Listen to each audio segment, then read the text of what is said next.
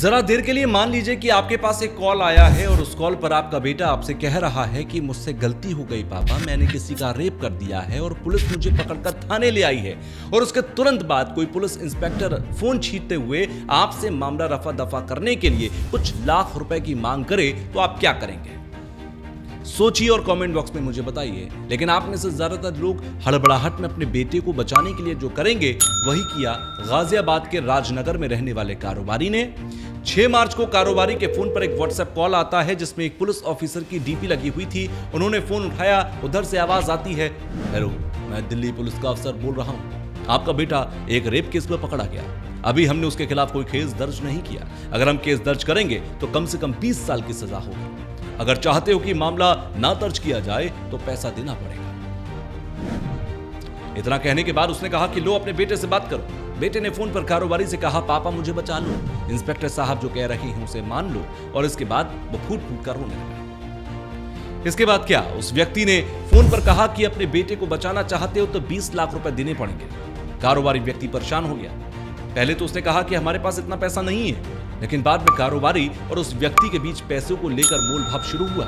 17 लाख देने पर बात फाइनल हुई। कारोबारी ने अपने खाते, अपने तमाम सहयोगियों की मदद से लगभग 9 बार में 12,70,000 रुपए उसके बताए गए नंबर पर भेज दिए। पैसा भेजने के बाद कारोबारी ने अपने बेटे को फोन किया। उसने फोन उठाया, कहा, पापा मैं तो बिल्कुल ठीक हूं, मेरी आपसे कभी बात ही नहीं हुई इस बारे में।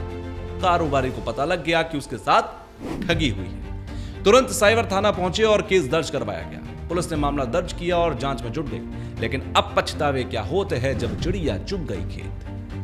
अब मैं आपको बताऊंगा कि ये सब क्राइम कैसे हुआ, आपको इससे बचना कैसे है। लेकिन एक और किस्सा आपको सुनाऊं उससे पहले ये बता दूं कि आपके अपने भी अगर फोन पर आपसे कोई बात कहें ऐसी तो मानिएगा नहीं।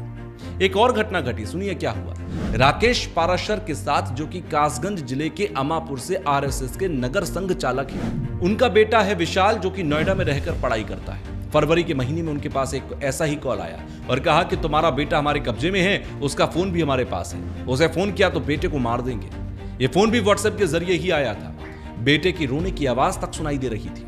पैसा नहीं देने पर बेटे की हत्या की बात कही गई। राकेश डर गए और कोई भी पिता ऐसे वक्त पर डर जाएंगे। उन्होंने कहा कि बेटे को कुछ मत करना, हम पैसे की व्यवस्था करते हैं। आनन फानन में उन्होंने 6 बार में 18 लाख रुपए फोन करने वाले के बताए गए खातों में भेज दिए और फोन कट गया। बेटे से संपर्क किया तो पता लगा कि वो नोएडा में सुरक्षित अपने दोस्तों के साथ घूम रहा है। बात बाजार में फैली तो व्यापार मंडल के पदाधिकारियों के साथ वो एसपी से मिलने पहुंचे। लेकिन बात फिर वही, अब पछतावे क्या होते हैं जब चिड़िया चुग गई खेत। तो ऐसी कई घटनाएं हैं जो देश के कोने कोने में कई लोगों के साथ हुई है। 13 मार्च को बस्ती के वसडीला गांव के अंदर राम प्रकाश के पास भी एक ऐसा ही कॉल आया। व्हाट्सएप कॉल था। 1 लाख रुपए की ठगी हो गई। लेकिन अब सवाल यह है कि जब फोन पर अपने बेटे या किसी करीबी की आवाज साफ साफ सुनाई दे रही है तो ये सब हो कैसे रहा? तो फिर आप ये समझिए कि 21वीं सदी तकनीक के मामले में बहुत आगे निकल चुकी है। और ऐसे में अगर आप टेक्नोलॉजी नहीं समझेंगे तो ऐसे ही किसी ठगी के शिकार आप किसी दिन हो जाएंगे। दरअसल एडवांस टेक्निक को आजकल आर्टिफिशियल इंटेलिजेंस कहा जाता है और एआई के जरिए किसी की भी आवाज को हूबहू कॉपी किया जा सकता है।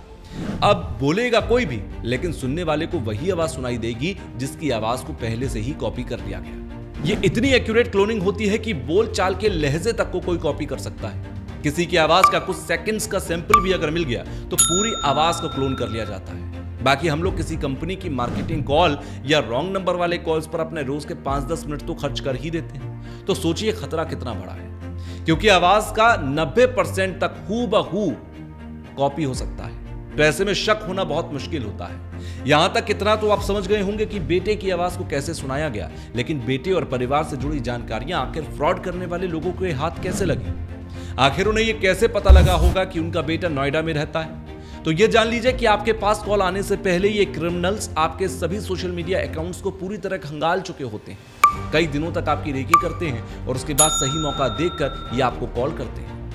आपको याद होगा कुछ समय पहले फेसबुक की डुप्लीकेट आईडी बनाकर पैसा मांगने की घटनाएं तेजी से बढ़ी थी। लोग जागरूक होने लगे तो साइबर क्रिमिनल्स ने भी अपने तरीके बदल दिए और तकनीक के साथ और ज्यादा घातक हो गए। लेकिन अपराधी कितना भी चालाक क्यों ना हो, कुछ तरीकों से आप ऐसे अपराधियों से और अपराधों से बच सकते हैं। सबसे पहले तो व्हाट्सएप पर ध्यान दीजिए। अगर आपके व्हाट्सएप पर कोई अननोन व्यक्ति की कॉल आ रही है तो उसे रिसीव मत करिए। खासकर कोई विदेशी नंबर से कॉल आए तो बिल्कुल भी नहीं। इसकी पहचान करने का सीधा तरीका है कि नंबर की शुरुआत में अगर +91 जो कि हमारे देश का कोड है उसकी जगह पर कोई और नंबर हो, जैसे +92 या +81, कुछ भी हो सकता है, तो आपको एक तो वो अटेंड नहीं करना, ना ही उनको रिप्लाई करना है, उन्हें तुरंत ब्लॉक और रिपोर्ट कर दीजिए। दूसरा, आपको कोई अगर पुलिस अधिकारी या कोई बड़ा अफसर बनकर बात करे तो उसे व्हाट्सएप कॉल से डिस्कनेक्ट कर वापस उसे नॉर्मल कॉल करिए और नॉर्मल कॉल पर ही बात करिए, क्योंकि व्हाट्सएप कॉल को ट्रेस कर पाना मुश्किल होता है, जबकि नॉर्मल कॉल से उस व्यक्ति की कई डिटेल्स निकाली जा सकती है। अगर कोई व्यक्ति आपके बेटे से, आपकी बेटी से या आपके किसी अपने से फोन पर बात कराए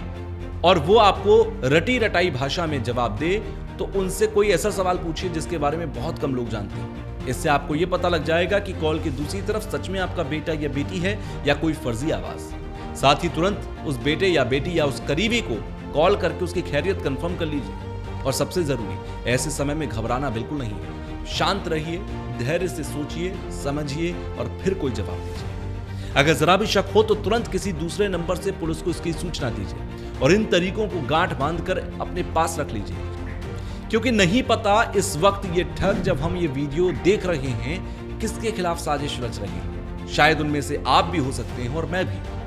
साथ ही आपके साथ अगर कोई भी ठगी हो रही है और आपको समझ नहीं आ रहा क्या करें, तो सबसे पहले पुलिस के पास जाएं या फिर जानकार समझदार व्यक्ति से संपर्क करें और उनसे राय लें, क्योंकि परेशानी बांटने से घटती है और समाधान भी जल्दी मिलता है। तो ध्यान रहे, सावधानी हटी और दुर्घटना घटी।